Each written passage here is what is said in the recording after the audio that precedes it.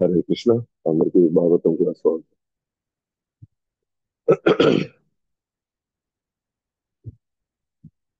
So కర్దముని తన యొక్క కర్తవ్యాన్ని నిర్వర్తించే భాగంగా తాను భగవంతుని వేడుకున్నాడు. తనకు తగినటువంటి భార్య, తనకు అన్ని విధాలుగా తన సేవకి సహకరించేటువంటి భార్య కావాలని చెప్పి తాను సో భగవంతుని కోరుకున్నాడు. మనం 21వ అధ్యాయంలో నేను చేసుకున్నది కొంచెం నిన్న మనం విన్నది కొద్దిగా ఒకసారి రివిజన్ చేసుకొని ఈ రోజు దానికల్లా. సో భగవంతుడు ఎంతో సంతోషపడ్డాడు, ఆ తపస్సుకు మెచ్చాడు, కోరుకున్నాడు అర్థం. అండ్ భగవంతుడు కూడా తెలుసు తన కోరికలో ఎటువంటి భౌతికమైనటువంటి ఇంద్రియ భోగం సంబంధించింది ఏమీ లేదు అని. తను కోరుకున్నంత కూడా తన సేవని ఇంకా అద్భుతంగా నిర్విరామంగా చేయాలనేటువంటి ఆ భావంతోనే అడిగారని తెలుసు కాబట్టి భగవంతుడి కృపలు చేయడం అనమాట. నాకు ఆల్రెడీ నువ్వేం కోరుకోవాలన్నావో అది నాకు తెలుసు, అది నేను ముందే నీకు ఏర్పాటు చేసేసాను. ఎవరైతే భక్తితో నన్ను సేవించే వాళ్ళకి, ముఖ్యంగా అన్ని నా గురించి వదిలేసుకున్న వ్యక్తులకి వాళ్ళు ఎప్పుడు నిరాశ చెందే ప్రసక్తి ఉండదు. కాబట్టి ముందు ముందు మందు చక్రవర్తి వస్తారు, తన భార్య అయినటువంటి శత్రువుతో వస్తారు. వచ్చిన తర్వాత ఆమెతో పాటు వాళ్ళతో పాటు వాళ్ళ కుమార్తె అనేటువంటి దేవహూతిని కూడా తీసుకొని వస్తారు. ఆమెకు అన్ని రకాలుగా ఆ, తగిన తగిన వ్యక్తి ఆమె, గుణాల్లో కావచ్చు, ప్రవర్తనలో కావచ్చు, భక్తిలో కావచ్చు. సో అన్ని రకాలుగా ఆమె మీకు సరైనటువంటి వ్యక్తి. కాబట్టి ఆమెతో నువ్వు 9 మంది కుమార్తెలను కంటావు. వాళ్ళకి సముచితమైనటువంటి ఆ, ఋషులకి నువ్వు పెళ్లి చేసి తద్వారా నువ్వు గొప్ప సంతానాన్ని నువ్వు ఉత్పత్తి చేస్తావు. కాబట్టి నా ఆదేశాలు మొత్తం నువ్వు పాటించావు కాబట్టి, నీ హృదయం పవిత్రమైంది కాబట్టి, అన్ని కర్మలు నాకే సమర్పించావు కాబట్టి అంతిమంగా నన్ను చేరుకుంటావు. సో అందరిపై నువ్వు కరుణ చూపుతూ అభయం ఇస్తూ నన్ను నువ్వు సమస్తంలో చూస్తావు, నాలో అందరిని చూస్తావు. నీలోనూ నన్ను చూసుకుంటావు, అలాగే అన్నిట్లోనూ నన్ను చూస్తావు. ఆ విధంగా ఆయన ఒక విధంగా కర్దమునికి అన్ని వేళ భగవంతుడు గుర్తుండేలాగా ఒక వరం కూడా ఇస్తున్నట్టుగా ఉన్నాడు ఇక్కడ. కాబట్టి నేను కూడా ఒక అంశం లాగా, ఆ 9 కుమార్తెలతో పాటు నేను కూడా ఒక అంశంగా మీ ద్వారా నేను అవతరించబోతున్నాను. అలాగే దేవహూతికి నేను సాంఖ్యయోగాన్ని నేను వివరిస్తాను అని చెప్తాను. అని చెప్పిన తర్వాత భగవంతుడు అక్కడి నుంచి బయలుదేరాడు. ఆ, మన స్వయంభూమను అక్కడికి వస్తాడు చెప్పినట్టుగానే. అంటే రాబోయే రోజుల్లో వీళ్ళు వస్తారు చెప్తాడు కదా, ఆ విధంగా వస్తారు అని. సో బిందు సరోవరం దగ్గర ఈయన తన ఆశ్రమం అయితే ఉందో, కర్దముని ఆశ్రమం అయితే ఉందో, సో ఆశ్రమంలో తాను ఉంటూనే భగవంతుడు బయలుదేరడం చూశాడు. స్వయంగా గరుడుల వారి మీద ఆయన కూర్చొని వైకుంఠం వైపు వెళ్ళడం ఈయన ప్రత్యక్షంగా చూడడం జరిగింది. కాబట్టి కర్దముని అక్కడే వేచి ఉంటాడు. మరుసటి 2 రోజుల తర్వాత స్వయంభూమను, ఆ భార్య, కుమార్తె అందరూ వస్తారన్నమాట. అప్పుడు బిందు సరోవరం గురించి ఆయన వివరణ ఉంటుంది. ఆ బిందు సరోవరం యొక్క వివరణ చెప్పాను. భగవంతుడు కర్దముని యొక్క సాధనకి ఆయన ఆ, ఎంతో ఆనందంతో ముగ్ధుడయి తను ఆ ఆనంద బాష్పాలను కార్చాడు అన్నమాట. ఆ ఆనంద బాష్పాలే బిందు సరోవరం కింద మారింది. సరోవరం కింద అది చాలా పవిత్రమైంది. గొప్ప గొప్ప ఋషులంతా ఆ బిందు సరోవరం గురించి ఎన్నో రకాలుగా వర్ణిస్తారు. ఆ వాతావరణం కూడా, చుట్టుపక్కల వాతావరణం కూడా చక్కగా మంచి చెట్లతో, పూల చెట్లు, పళ్ళ చెట్లు, జంతువులు, పక్షులు అన్ని కూడా అక్కడ అన్ని సాధ్యతాయి అన్నమాట. అంత అందంగా వాతావరణం కూడా ఉంది. కర్దముని మనువుని ఆహ్వానిస్తాడు. ఆశ్రమాన్ని ప్రవేశించిన వెంటనే కర్దముని చూసి మను చక్రవర్తి ఆ శరీర కాంతిని చూస్తాడు. ఓకేనా? భగవంతుడి మీ తన మీద పడినటువంటి దృష్టి, భగవంతుడి దృష్టి తన మీద పడడం వల్ల, భగవంతుడి యొక్క వాక్కులు వినడం వల్ల, శ్రవణం చేయడం వల్ల ఎక్కడా కూడా ఆయన నీరసించినట్టు కనబడడం లేదు. ఇన్ని సంవత్సరాలు 10,000 సంవత్సరాలు తపస్సు చేసినా కూడా ఎక్కడా నీరసం కనబడదు. ఎందుకంటే భగవంతుడి యొక్క శక్తి, భగవంతుడి యొక్క దృష్టి ఆయన మీద పడింది, భగవంతుడి యొక్క వాక్కులు అతను విన్నాడు కాబట్టి. కాబట్టి చూడడానికి ఆయన వెంట్రుకలన్నీ బాగా చిక్కుకొని ఉన్నాయి. ఎన్నో సంవత్సరాలుగా అది ముడి వేసుకున్నాడు కాబట్టి చూడడానికి ఒక సానబెట్టనటువంటి ఒక వజ్రం లాగా ఉన్నాడు. తిరిగిన వస్త్రంతో ఉన్నాడు. సానబెట్టల వజ్రం. అంటే సానబెడితే అసలైన కాంతి వస్తుంది. కానీ ప్రస్తుతానికి నివురు కప్పిన నిప్పు అంటారు కదా, నిప్పు అంతా లోపల ఉంది, తేజస్ అంతా లోపల ఉంది. కానీ బయటికి మాత్రం ఆ కావాలని అది చూపించుకోవట్లేదు. సో కర్దముని మనువుని గౌరవించాడు, ఆ, గౌరవించాడు, ఆహ్వానించాడు. తర్వాత క్షత్రియుల్ని కీర్తించాడు కర్దముని. క్షత్రియుల వల్లనే ఇదంతా కూడా వర్ణాశ్రమం కాపాడబడుతుంది. క్షత్రియులు ఇంచుమించుగా దేవుడితో సమానం, దేవతలతో సమానం. వాళ్ళ అధర్మాన్ని వాళ్ళు వాళ్ళు ఎక్కడ ఉన్నా సరే వాళ్ళు అక్కడికక్కడే వాళ్ళు అది పెరగనీయకుండా దాన్ని ఖండిస్తారు. ఆ, కాబట్టి క్షత్రియుల యొక్క ధర్మం, క్షత్రియుల యొక్క సేవ చాలా గొప్పది అని చెప్పేసి, ఇన్ని బాధ్యతలు ఉన్నా కూడా ఇక్కడికి ఎందుకు వచ్చారు? ఆ, మీరు ఏదో ఆదేశాన్ని ఏమైనా ఇవ్వాలని, మీరు ఏం ఆదేశించినా నేను పాటిస్తాను, మీరు ఏది కోరుకొని నేను నిర్వర్తిస్తాను అని చెప్పి చెప్పాను. సో ఆ విధంగా మను కర్దముని వాళ్ళ మధ్య సంభాషణ జరిగింది. ఒక విధంగా మను కర్దమునిని కీర్తించాడు. కర్దముని మను చక్రవర్తి ఇద్దరిని కీర్తించారు.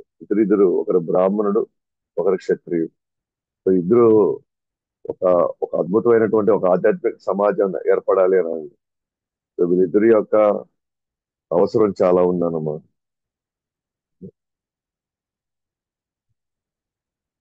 ఇప్పుడు ఇప్పుడు క్షత్రియులుగా కర్దమ ఆ, మన మను చక్రవర్తిని ఇలా కీర్తించాడు, క్షత్రియుల యొక్క గొప్పతనం చెప్పాడు. అదే ఇప్పుడు స్వయమును ఆ బ్రాహ్మణుల యొక్క గొప్పతనం చెప్తాడు అన్నమాట. ఇంతకుముందు వ్యక్తిగతంగా కర్దమ యొక్క రూపాన్ని వర్ణించాడు మను చక్రవర్తి. కర్దమ ఎలా కనిపించాడో అది చెప్పాడు. ఇప్పుడు నాకు ఎట్లాగైతే కర్దముని క్షత్రియుల యొక్క గొప్పతనం చెప్పాడో, ఇప్పుడు క్షత్రియుడిగా బ్రాహ్మణు యొక్క గొప్పతనం చెప్తాడు. సో ఏం చెప్తారు? వేదాలను ప్రచారం చేయుటకు బ్రహ్మ మిమ్మల్ని బ్రాహ్మణులుగా సృష్టించాడు. భగవంతుడు వేదాన్ని ప్రచారం చేయాలనుకున్నాడు, కానీ తాను ప్రచారం చేయకుండా బ్రాహ్మణుల్ని ఉపయోగించుకుంటున్నాడు ఆ వేదాల ప్రచారానికి. అంటే బ్రాహ్మణులు ఎంత గొప్ప వాళ్ళు అని అంటే, భగవంతుడు వాళ్ళని ఎంత నమ్మాడు, వాళ్ళ సామర్థ్యాన్ని నమ్మాడు. అదేవిధంగా బ్రాహ్మణులు కూడా భగవంతుడు వాళ్ళకి ఇచ్చినటువంటి బాధ్యతని పక్కన పెట్టకుండా ఆ వేదాలని అందరికీ పంచుతున్నారు. కాబట్టి ఆ వేదాలు మీరు పలకడం వల్లనే ఇక్కడ ఇంకా చాలా మంది మంచి వాళ్ళుగాను, గొప్ప వాళ్ళుగాను వాళ్ళు జీవిస్తున్నారు. ఆ బ్రాహ్మణి రక్షించుటకు క్షత్రియులను సృష్టించాడు. సో భగవంతుడికి బ్రాహ్మణులు ఇంకా ఎక్కువ ముఖ్యం. మిమ్మల్ని కాపాడాలి, ఎందుకంటే మీరు ఆ వేదాలు ఇవ్వాలి అని అంటే, ఆ వేదాల్ని ఇవ్వాలి అని అనుకుంటే, సో వాళ్ళని రక్షించుటకు క్షత్రియుల్ని తయారు చేశారు. అంటే మేము ఉండేది మిమ్మల్ని కాపాడడం కోసం, మిమ్మల్ని కాపాడడం కోసం మమ్మల్ని సృష్టించారు. అంతేగాని మా గొప్పతనం ఏం లేదు. మేము ముఖ్యం కాదు, బ్రాహ్మణులు ముఖ్యం. బ్రాహ్మణులు భగవంతుడికి హృదయం వంటి వారు, క్షత్రియులు చేతులు వంటి వారు. ఒకరినొకరు రక్షించుకోవాలి, అప్పుడు భగవంతుడు ఇద్దరిని రక్షిస్తాడు. సో బ్రాహ్మణులు ఎలాంటి వారు అంటే హృదయం లాంటి వారు. మేము చేతులు లాంటి వాళ్ళు. అందుకే మనం అంటారు కదా, మనం భగవంతుడి నుంచి తల భాగం నుంచి బ్రాహ్మణులు, వాళ్ళ భుజ భాగం నుంచి క్షత్రియులు, నడుము భాగం లేదా పొట్ట భాగం నుంచి వైశ్యులు, కాళ్ళ భాగం నుంచి శూద్రులు. 4 రకాలుగా వస్తారు. అందుకే అంటే తల అన్న లేకపోతే హృదయం అన్న బ్రాహ్మణులు ముఖ్యమని, తర్వాత చేతులు. అయితే ఇక్కడ ఒకరినొకరు రక్షించుకోవాలి. ఏ పద్ధతిలో? బ్రాహ్మణులు వచ్చేసి సొసైటీని మారిస్తే, సొసైటీలో అందరూ మంచి వాళ్ళు అయితే క్షత్రులకు పెద్ద పనే ఉండదు. వాళ్ళు హ్యాపీగా బ్రహ్మాండంగా రూల్ చేస్తారు. అంటే ఆ జనాలు బాగుండాలి అంటే జనాలు ఎక్కడ కూడా అధర్మం పడకుండా ఉండడానికి బ్రాహ్మణులు అవుతారు. బ్రాహ్మణులు ధర్మాన్ని ప్రచారం చేస్తారు. ఆ ధర్మాన్ని అదే విధంగా కొనసాగించడానికి ఎవరు ఆ విద్యని ఎవరు అడ్డుకోకుండా, ఆ విద్య ఎక్కడ కూడా గందరగోళం కాకుండా ఆ క్షత్రియులు కాపాడుతారు. కాబట్టి ఒకరినొకరు రక్షించుకోవాలి. అప్పుడే ఇద్దరు భగవంతుడు ఇద్దరిని రక్షిస్తారు. నా అదృష్టం కొలది మీ అద్భుతమైన సాంగత్యం నాకు దొరికింది. మీ పాదధూళి నా శిరంపై తాకగలిగాను. మీ నుండి మంచి ఆదేశాలు నేను విన్నాను. సో ఆయనకు అర్థం ఉంటూ అంటున్నాను అనమాట. మీ అద్భుతమైన సాంగత్యం నాకు దొరికింది. అది నా అదృష్టం. మీ పాదధూళి ఆ, నేను ఈరోజు నా శిరం అంటే నా తల నేను తాకగలిగాను. నాకు అందింది. మంచి ఆదేశాలు కూడా నేను విన్నాను. ఇప్పుడు క్షత్రియుల యొక్క బాధ్యత గురించి నాకు చేశారు. అప్పుడు మను దేవహూతిని కర్దమునికి అప్పచెప్పడం ఇది మనం చూస్తాం అన్నమాట ఇప్పుడు. నా కుమార్తెపై ఉన్న ప్రేమ నా మనసును కలిసివేసింది. కావున దయచేసి నా ప్రార్థన వినండి. నా కుమార్తె నా మనసు ఎప్పుడు ఆందోళనలో ఉండింది. ఎవరికి ఇవ్వాలి, ఎటువంటి వాళ్ళకి ఇవ్వాలి, అక్కడ ఆమె యొక్క జీవితం ఎలా ఉండబోతుంది. ఎందుకంటే నాకు ఆమె మీద ఉన్న ప్రేమ అన్నమాట. ఇది ప్రతి తల్లిదండ్రులు ఆలోచించేది ఏదంటే, ఎస్పెషల్ గా అమ్మాయిల విషయంలో తల్లిదండ్రులు ఆందోళన చెందారు. ఎందుకంటే ఇప్పటి వరకు ఒక రకంగా పెరిగిన ఆమె అక్కడ వెళ్ళి ఇమ్మడుతుందా, వాళ్ళు అర్థం చేసుకోగలుగుతారా, వాళ్ళకి కావాల్సినవన్నీ చేసి పెట్టగలుగుతుందా, అలా జరగకపోతే పరిస్థితి ఏంటి, మధ్యలో ఏదైనా గందరగోళం అయితే ఇబ్బంది ఏంటి. పైగా నేను ఎంతో ప్రేమతో పెంచుకున్న వాళ్ళు అక్కడ అన్ని రకాలుగా వాళ్ళకి వాళ్ళకి అనుకువగా కావచ్చు, అడ్జస్ట్ అయ్యి కాంప్రమైజ్ అయ్యి వాళ్ళ పేరు నిలబెట్టి ఇక్కడ ఇటువంటి ఆ, ఇబ్బందులు రాకుండా చూసుకోగలుగుతుందా. కొన్ని లేకపోతే మన అమ్మాయిలో కొద్దిగా లోటుపాట్లు ఉంటే వాళ్ళు దాన్ని అర్థం చేసుకుంటారు. ఇప్పుడు మనం అయితే కడుపులో పెట్టుకుంటాము. ఆ, మన అమ్మాయి కదా ఏం చేయాలి అట్లా అని. మన మన లోపాలు లోట్లు ఎవరు ఎక్కడ చెప్పము. కానీ అందరూ అలా ఉంటారా? ఈ చిన్న చిన్న లోటుపాట్లు లేదా చిన్న చిన్న లోపాలు చూసి హింసిస్తారేమో, ఇబ్బంది పెడతారేమో, కష్టపెడతారేమో అని ఎవరికైనా ఉండే ఆందోళన అదే. మన చక్రవర్తి కూడా అదే ఆందోళన ఉండాలి. పైగా బ్రాహ్మణ భార్య అంటే, బ్రాహ్మణులకు ఇచ్చే భార్య అంటే వాళ్ళు చిన్న చిన్న ఇల్లు లేకపోతే గురుకులంలో పిల్లలు అంతే. కానీ క్షత్రియ సంబంధించినటువంటి పత్ని భార్య అయితే అంటే చాలా చూసుకోవాలి. సో చాలా రకాలుగా ఆలోచించాలి. కుట్రలు కుతంత్రాలు ఇక అనునిత్యం రాజభవనాల్లో ఉంటాయి. ఈర్ష్యద్వేషాలు విపరీతంగా ఉంటాయి. ఎవరెవరు ఏ పద్ధతిలో నమ్మించి మోసం చేస్తారో ఎవరికి తెలియదు. సో మను చక్రవర్తికి ఒక విధంగా మీరు కానీ గమనిస్తే ఇక్కడ మను చక్రవర్తి ఇంకొక క్షత్రుడికి ఇచ్చి ఉండొచ్చు ఆయన. కానీ ఇక్కడ కులానికి అతీతంగా, వర్ణాలకు అతీతంగా తను వెళ్ళి ఒక మునికి ఇస్తున్నాడు, ఒక బ్రాహ్మణునికి ఇస్తున్నాడు. ఎందుకంటే చాలా మంది అంటారు ఇక్కడ మన హిందూ ధర్మం మొదటి నుంచి కుల వ్యవస్థ ఉండింది, ఆ, ఈ ఈ వివక్ష ఉండింది అని చెప్పి చాలా మందికి ఇది ఉంది. కానీ ఇక్కడ నిజంగా అంత కుల పట్టింపులు ఉందంటే మరి క్షత్రులకి ఇవ్వాలి కదా. కానీ అక్కడ ఇట్లా ఇవ్వట్లేదు. ఎందుకంటే ఎవరి గుణగణాలు బాగున్నాయి, ఎవరు వాళ్ళ వాళ్ళ యొక్క ప్రవర్తన ఎలా ఉంది, వాళ్ళ వంశం ఎలా ఉంది, అతని యొక్క క్యారెక్టర్ ఎలా ఉంది, అది చూసి దానికి ఇదయ్యి తన ప్రేమతో పెంచుకున్నటువంటి మన చక్రవర్తి ఏం చేస్తున్నాడు, బ్రాహ్మణుడికి ఇస్తున్నాడు. ఇన్ని సంవత్సరాలుగా సో ఏం చేయాలా, ఎలా చేయాలా, ఎవరికి మనం అప్పచెప్పాలి అన్నప్పుడు నేను ఆందోళన చెందాను, కలత చెందాను. దయచేసి నా యొక్క ప్రార్థన వినండి. నా కుమార్తె ప్రియవ్రత ఉత్తానపాద చెల్లెలు. అంటే వాళ్ళిద్దరు కొడుకులు. ఉత్తానపాద ప్రియవ్రత వాళ్ళిద్దరూ ఆ, మను చక్రవర్తి తర్వాత ఏలేవాళ్ళు. ఈ ప్రపంచాన్ని ఏలేవాళ్ళు ప్రియవ్రత వాళ్ళ చెల్లెలు. సరైన వయసులో స్వభావము, మంచి గుణాలు కలిగిన ఆమె తగిన భర్త కోసం చూస్తా ఉంది.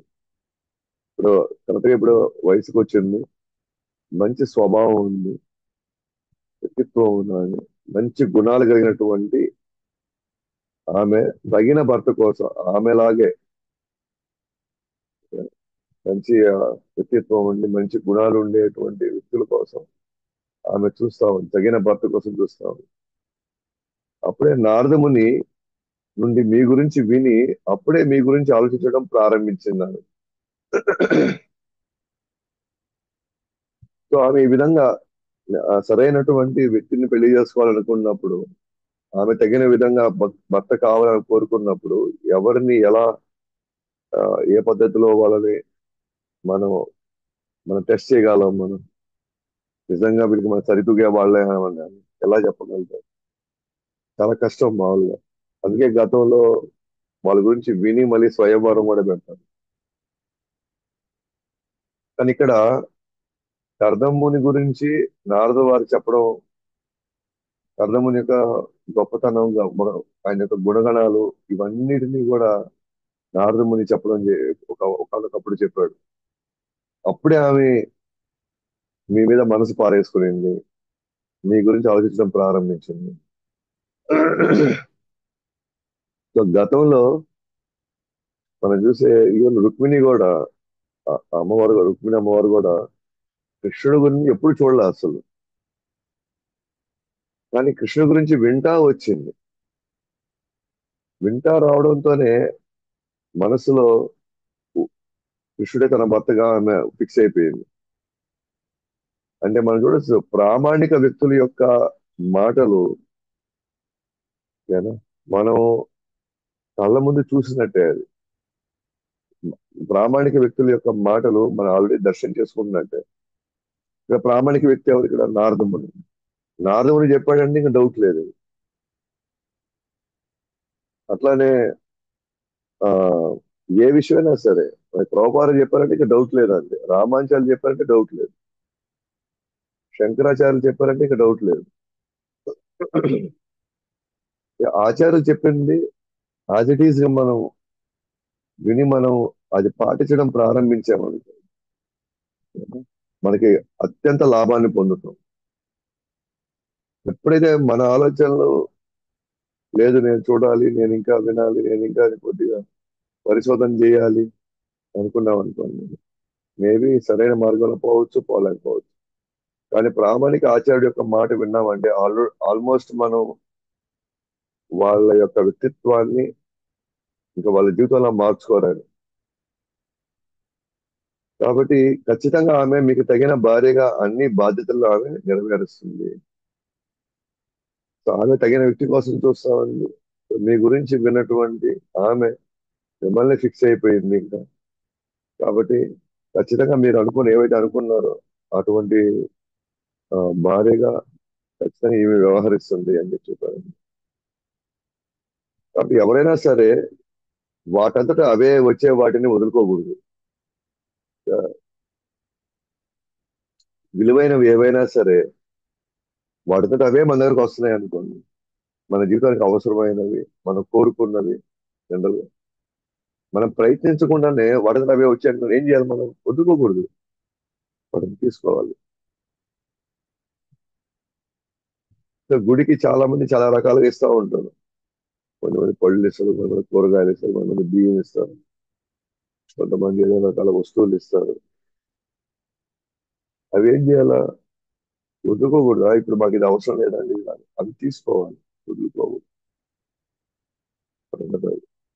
ఎందుకంటే అవన్నీ వాళ్ళు భగవత్ సేవ కోసం వినియోగించి వాళ్ళ కర్మల్ని తొలగించుకోవడానికి వాళ్ళు ఇస్తున్నారు. ఓకేనా? కాబట్టి ఎవరైనా సరే విలువైన వస్తే వదులుకుంటారా? అలాంటిది మీరు కోరుకున్నది వచ్చినప్పుడు అసలు వదులుకోరాదు.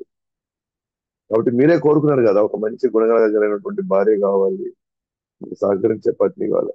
ఒక విధంగా మీరేం మీరు ప్రయత్నించకుండానే, ప్రయత్నం అంటే ఇక్కడ ఆయన ఒకటే ప్రయత్నం చేశాడు, తపస్సు మాత్రం చేశాడు ఆయన.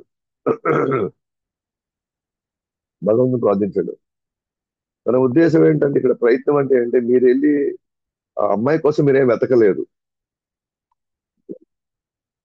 ఒక విధంగా చెప్పాలంటే, మీ- మీరు మీరు కోరుకోకుండానే ఈ అమ్మాయి మీ దగ్గరకు వస్తుంది, మీరు కోరుకోకుండానే. కాబట్టి మీరు కోరుకోకుండానే మీకు కావాల్సింది మీ దగ్గరకు వస్తున్నప్పుడు, అలాంటిది మీరు దానికోసం వెతుకుతున్నప్పుడు, ఖచ్చితంగా మీరు మా అమ్మాయిని మాత్రం మీరు ఎట్టి పరిస్థితుల్లో మీరు తిరస్కరించరాదు అనే ఉద్దేశం అనమాట అక్కడ.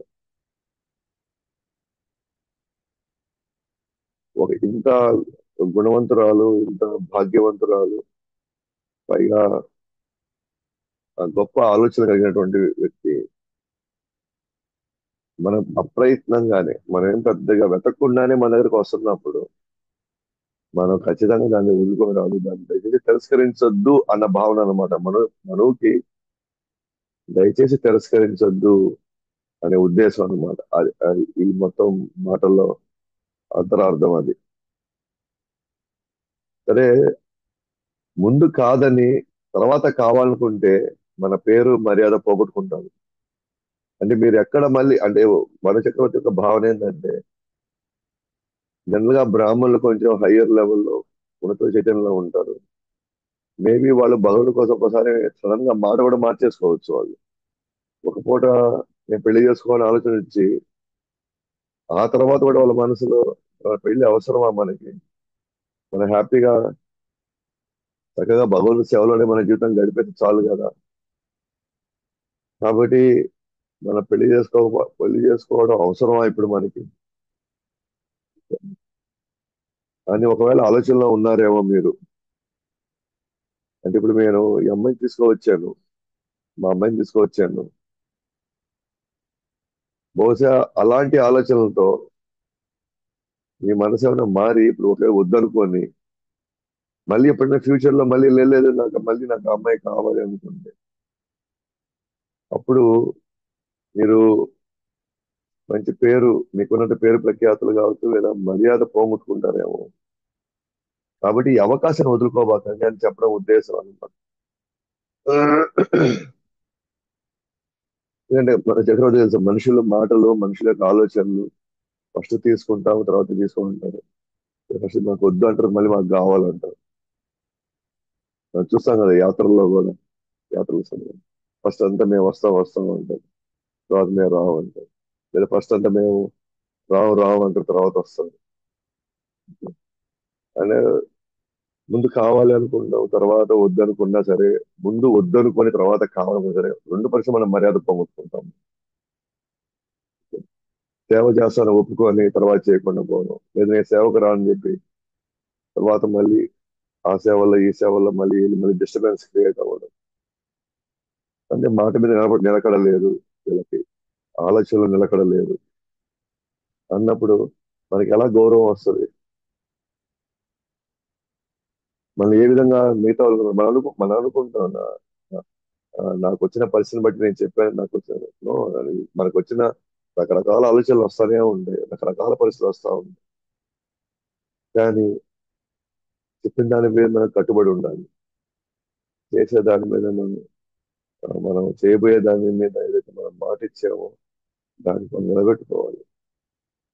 అప్పుడే మనకి గౌరవం వస్తుంది, అప్పుడే మన మర్యాద కాపాడబడిన వాళ్ళు. ఇది ఒక విధంగా మను చక్రవర్తి కర్దమ్మకి రెండు రకాలుగా చెప్తున్నాడు. వాటి మీద అవి వచ్చింది కాబట్టి స్వీకరించేసే, ఇంత మళ్ళీ అదృష్టం మళ్ళీ రాదు. పైగా మీరే కోరుకున్నారు కాబట్టి ఇంకా మీకు ఇంకా ఆలోచించాల్సిన అవసరం లేదు. లేదా ఇంక వేరే ఆలోచనలు ఇప్పుడు నువ్వు మీరు ఫస్ట్ కాదని అంటున్నారు.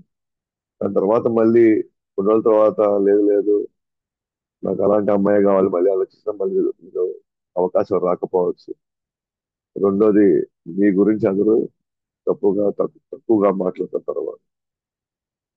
ఎలాగో మీరు బ్రహ్మచారిగా ఉండాలని మీరు నిర్ణయించుకోలేదు కనుక, ఖచ్చితంగా మీరు పెళ్లి చేసుకోవడానికి మీరు నిర్ణయించుకున్నారు. దాంట్లో ఎక్కడ కూడా ఎటువంటి దేశజాలు ఏం లేవనుకుంటాను.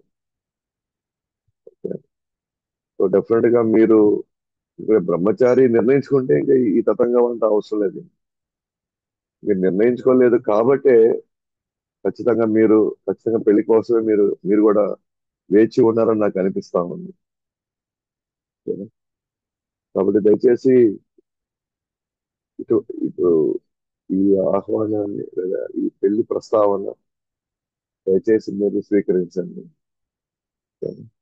అని చెప్పి, సో స్వయంభూమను ఒక విధంగా ఎందుకు ఇన్ని మాటలు స్వయంభూమని మాట్లాడుతున్నాడు అంటే, దొరికిన వ్యక్తి కూడా చాలా మంచివాడు.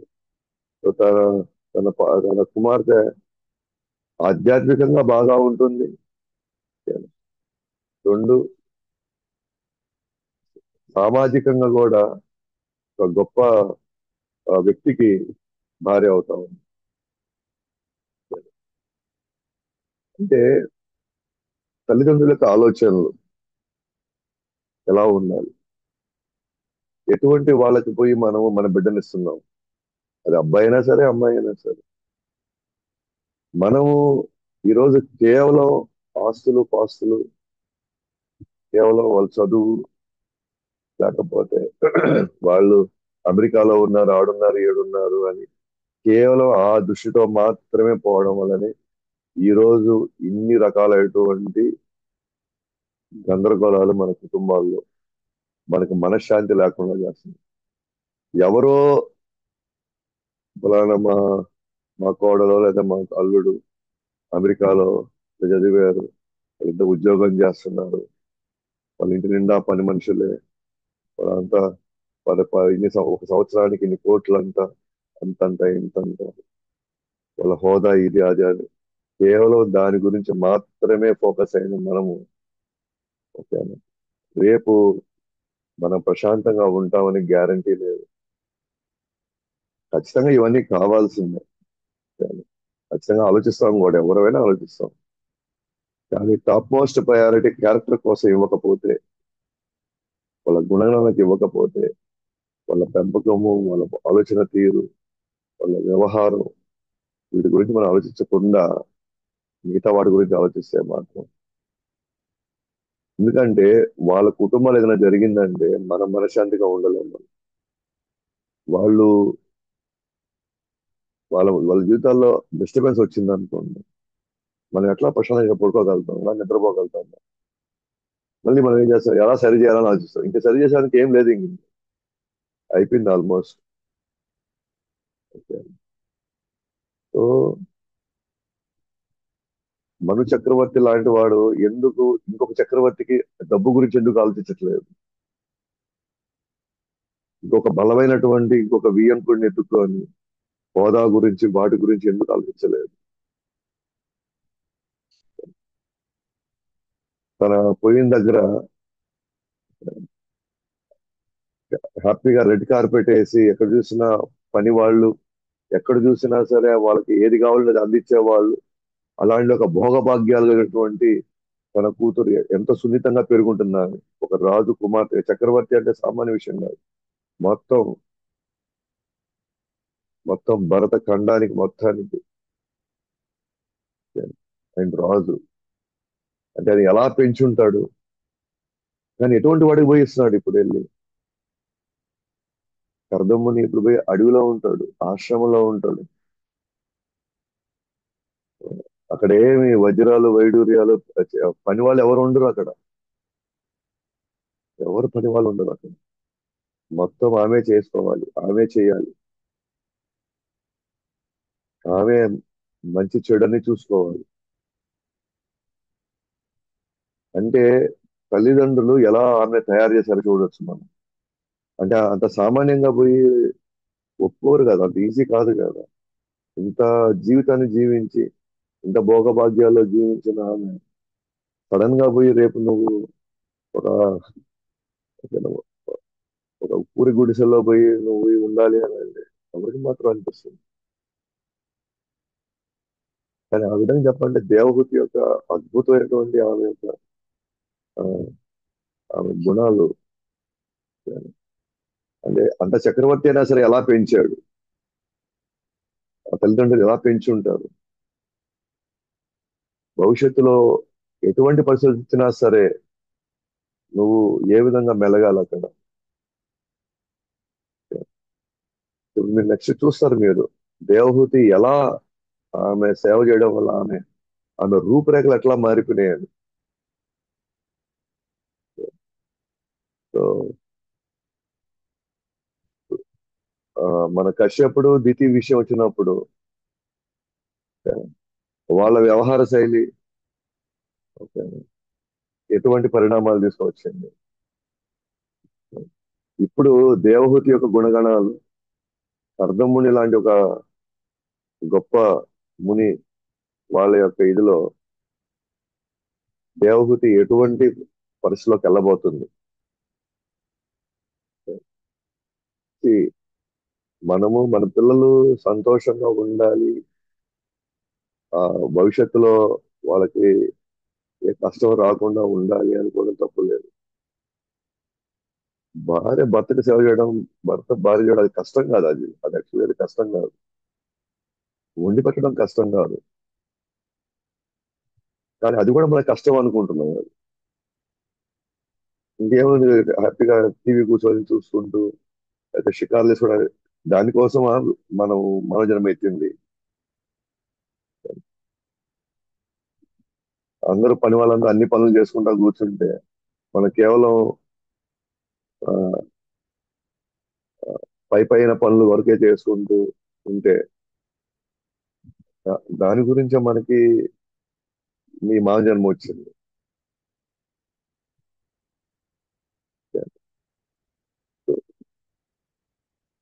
కష్టపడడం అంటే ఏంటి? శరీరం కోసం జీవితం నాశనం అవడమే కష్టపడడం అంట. శరీరాన్ని కాపాడుకోవడం కోసం చేసే ప్రతి ప్రయత్నం అంతా కష్టమే. కానీ ఆత్మ కోసం కష్టపడేది ఏది కష్టం కాదు. ఆత్మ కోసం పడే కష్టము, ఆత్మ ఉన్నతి కోసం మనం చేసే ప్రతి ప్రయత్నము ఏది వేస్ట్ కాదు. మన ఊరికే కష్టపడకూడదు, మా పిల్లవాడు కష్టపడకూడదు, మా అమ్మాయి కష్టపడకూడదు అని చెప్పి ఎటువైపు తీసుకెళ్తున్నాము? ఆ, ఆ, ఏ దారి చూపిస్తున్నాం మనం? తర్వాత ఆ, ఒకరికి ఒకరు కష్టపడుతుంటేనే వాళ్ళ త్యాగం విలువ తెలుస్తుంది. ఎప్పుడైతే త్యాగం విలువ తెలుస్తుందో అప్పుడే హృదయం కరుగుతుంది. ఇప్పుడు గతంలో మనం చూసే ప్ర- మగవాళ్ళు ప్రభు చేసి బయటికి వెళ్ళి కష్టపడి వస్తుంటే ఆ కష్టాన్ని భార్య అర్థం చేసుకునేది.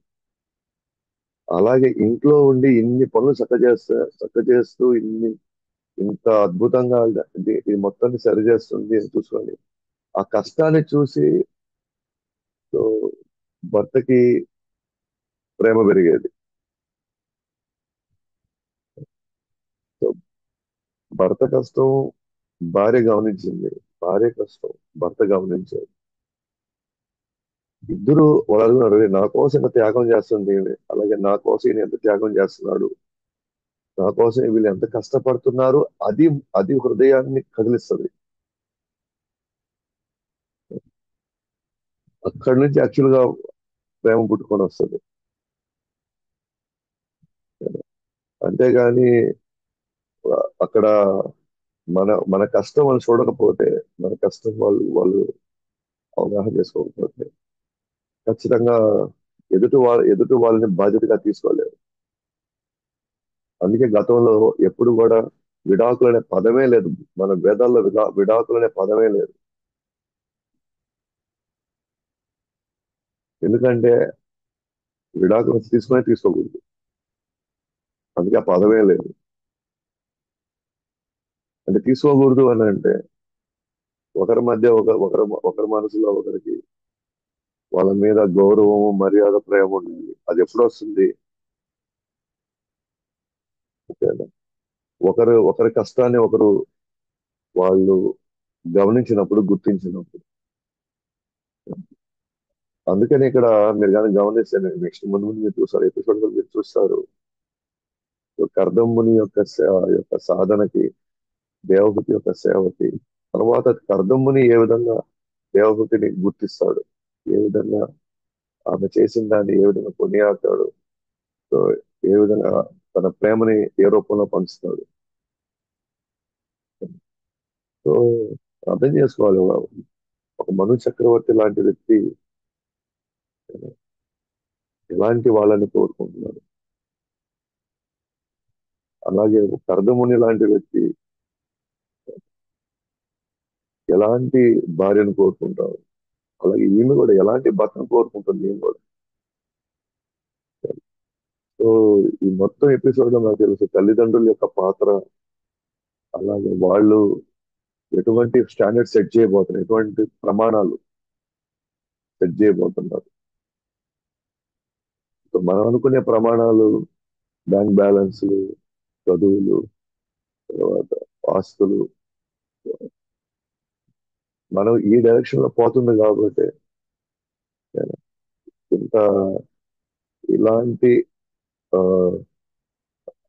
ఏ అంశాలైతే మనం పట్టించుకోకూడదో, అసలు పెద్ద లెక్కలేదో వాటిని చూసే మనం మన జీవితాలని ఆ విధంగా నడిపిస్తున్నట్లయితే డెఫినెట్ గా ఇక్కడ మనం ఎవరు ఇక్కడ హ్యాపీగా ఉండే ప్రసక్తే లేదు.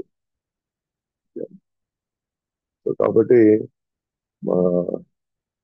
మాక్సిమం మను చక్రవర్తి కూడా కర్దమ్ముని వదలకూడదు, ఆయన కూడా ఇది వదులుకోకూడదు, ఇటువంటి మంచి అవకాశం ఆయనకి వచ్చింది. మను చక్రవర్తి కూడా వదులుకోవాలని లేదు, అందుకని కర్దముని కూడా చెప్తున్నాడు, దయచేసి నువ్వు వదులుకోవద్దు, నువ్వు ఎలా కోరుకుంటావో ఈమె నీకు అలాగే నీకు కావాల్సిన విధంగా ఆమె చేస్తుంది. అలాగే ఆమెకు కూడా వాళ్ళు చెప్పుకుంటారు, కర్దముని లాంటి వ్యక్తి నీ యొక్క ఆధ్యాత్మిక జీవనానికి అంతిమంగా నువ్వు శాశ్వతమైన ధామానికి కావాల్సిన విధంగా తాను ఖచ్చితంగా తీసుకెళ్ళగలుగుతాడు, మనకి అర్హత ఉంది. ఎందుకంటే ఇక్కడ ఇద్దరు కేవలం భక్తి, ఆధ్యాత్మికమైన విషయం కోసం తప్ప ఇంకా వేరే ఆలోచన వాళ్ళ మనసులో అసలు లేవు. సో అన్ని కాలాలు, అన్ని పరిస్థితుల్లో మనం క్లియర్గా ఉండాలి. మన యొక్క ఆలోచనలు వాళ్ళని భక్తి వైపు నడిపించే పని అయితే దానికోసం మనం కష్టపడాల్సి వస్తే కష్టపడాల్సిందే. అందుకనే అనవసరమైన జాలి ఇక్కడ, మేము సుకుమారంగా పెంచాము, మేము అలా పెంచాము, ఇలా పెంచాము, మా అబ్బాయికి ఏది లోటు రాని నేను ఏది కోరుకున్నా మనం కోరుకున్నప్పుడు మేము అందించేసాము కాబట్టి ఇప్పుడు సమస్య అవుతుంది. ఎందుకంటే మనలాగా అందరూ చూసుకోరు కదా, మనలాగా అందరూ ఆ విధంగా ఉండరు కదా అందరూ. అప్పుడు అలా అనుకుంటే మన దగ్గరే పెట్టుకోవాలి వాళ్ళని, వాళ్ళని మన దగ్గరే పెట్టుకొని జీవితకాలం చూసుకుంటా ఉంటే చాలు. అందుకే గతంలో ఆ పురుషుడు బ్రహ్మచారిగా గురుకులంలో ఉండి తాను గొప్ప మంచి బ్రహ్మచారిగా ఉండి తర్వాత పెళ్లి చేసుకున్నప్పుడు ఏమైందంటే ఏవి నేర్పించాలి, ఎంత నేర్పించాలి, ఏది అవసరమైంది, ఏది విలువైంది అది నేర్పించేవాళ్ళు. ఓకేనా? కాబట్టి వాళ్ళ జీవితాలు అన్ని హ్యాపీగా ఉన్నాయి.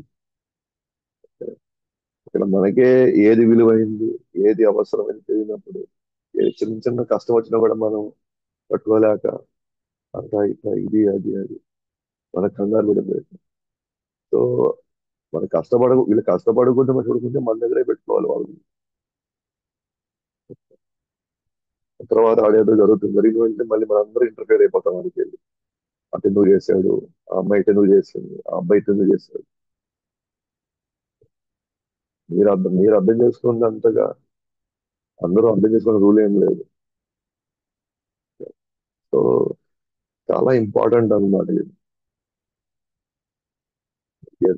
ఎంత అంటే ఎంత విలువల కోసం మన చక్రవర్తి కానీ అర్థం ఉంది కానీ ఇక్కడ చూస్తారు మనం చూడొచ్చు.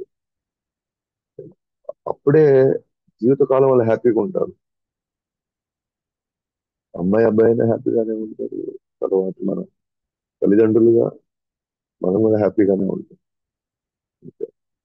అందువల్ల చాలా ఇంపార్టెంట్ రోల్ ప్లే చేస్తుంది ఆధ్యాత్మికమైనటువంటి వాళ్ళు వాళ్ళ జీవితాలు ఆధ్యాత్మికంగా వాళ్ళు పడాల్సిన కష్టం వాళ్ళు పడాల్సిందే.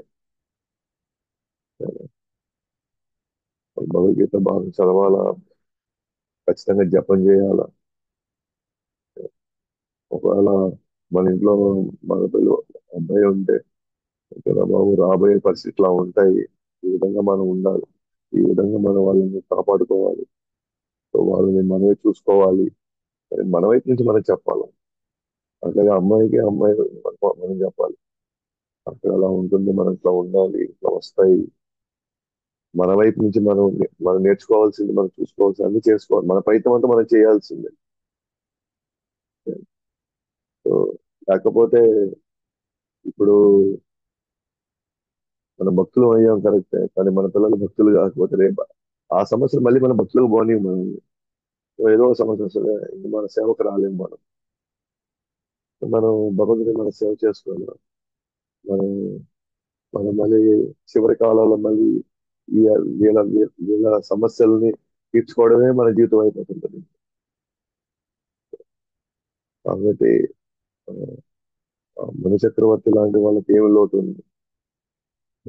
నిజంగా ఆయన తలుచుకుంటే వాళ్ళ అమ్మాయిని అసలు కింద పాదం పెట్టి కందిపోద్దే ఉన్నట్టుగా అంతమంది వాళ్ళు పంపించవచ్చు, అన్ని సౌకర్యానికి ఇచ్చుండొచ్చు ఆయన. కాదు, ఇక్కడ నుంచి బయట పడాలి అనుకుంటే 100% వాళ్ళు కష్టపడాలి. కష్టపడమనే పదం కరెక్ట్ కాదు. వాళ్ళు అన్నిటికీ సంసిద్ధమై వాళ్ళు మోక్షం గురించి ఆలోచించాలి. వాళ్ళు అంతిమంగా జన్మముక్తి జనాల నుంచి బయటపడడానికి కావాల్సినవన్నీ నేర్చుకోవాలి. అవసరమైతే సహకరించాలి, అవసరమైతే సహకారం తీసుకోవాలి. అయితే సహకరించాలి, అవసరమైతే లేదా సహకారం కూడా తీసుకోవాలి మనం. ఎందుకంటే అంతిమంగా ఇక్కడి నుంచి బయటపడాలి. సో మొత్తానికి కర్దమ అదే చూస్తాము, కర్దమ ఎలాంటి ఒక నిర్ణయం తీసుకుంటారు, ఎలాంటి షరతు పెడతారు, అంతిమంగా వాళ్ళ పెళ్లి ప్రస్తావన అంతా కూడా ఎలా ముందుకు సాగుతుందో రేపు చూస్తాం. గ్రంథరా శ్రీమద్ భాగవతంకి జై, వెంకటేశ్వర వైష్ణవ జై, జగద్గురు శ్రీ